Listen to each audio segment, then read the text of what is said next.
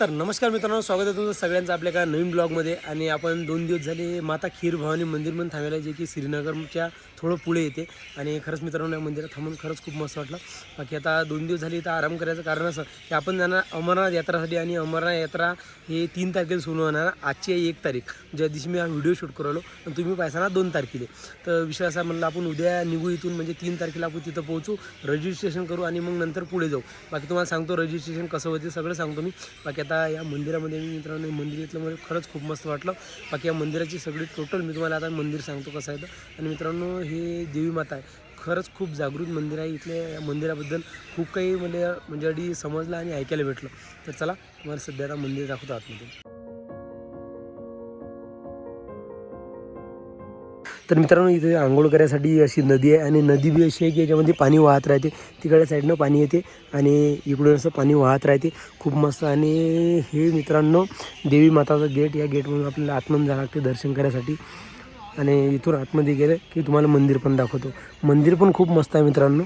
तर मित्रांनो, देवी माताचं मंदिर समोर आहे आणि इकडल्या साईडले महादेवाचं पिंड आहे, जे पाहू शकतो तुम्ही.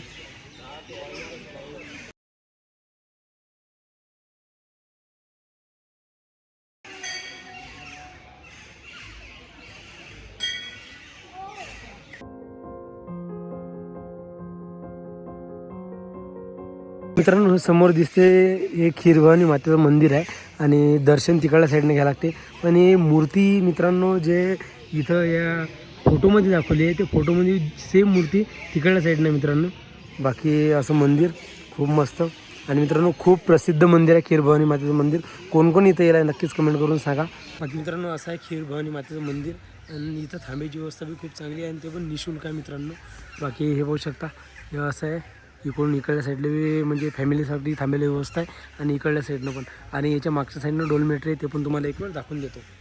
तर मित्रांनो, आपण सगळ्यात मागच्या साईडला डोलमेट्री बनून थांबलेलं. आणि ते डोलमेट्री आताच बनली मित्रांनो, जास्त दिवस नाही झाले बनून. ते म्हणून कमी जास्त फक्त आता 1 महिना बी नाही झाला.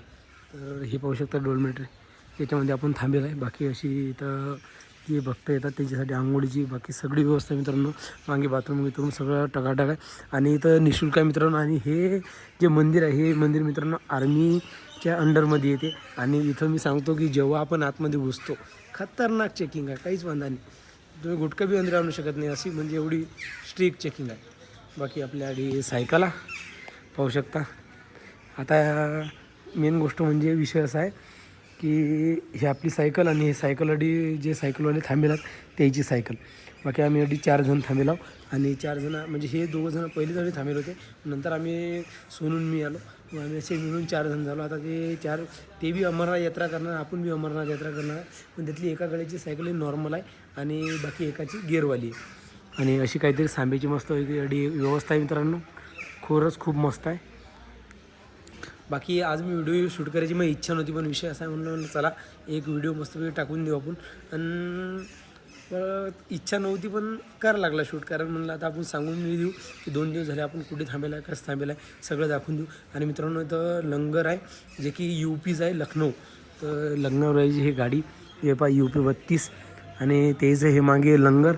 तर येणं कमी जास्त आपल्याला 2 ते 3 दिवस झाले कंटिन्यू हे जेवण देऊ राहिले. आता हे पा हे मंदिर, हे याची अशी मस्तपैकी व्यवस्था. बाकी तिकडे यायचं लंगर आहे.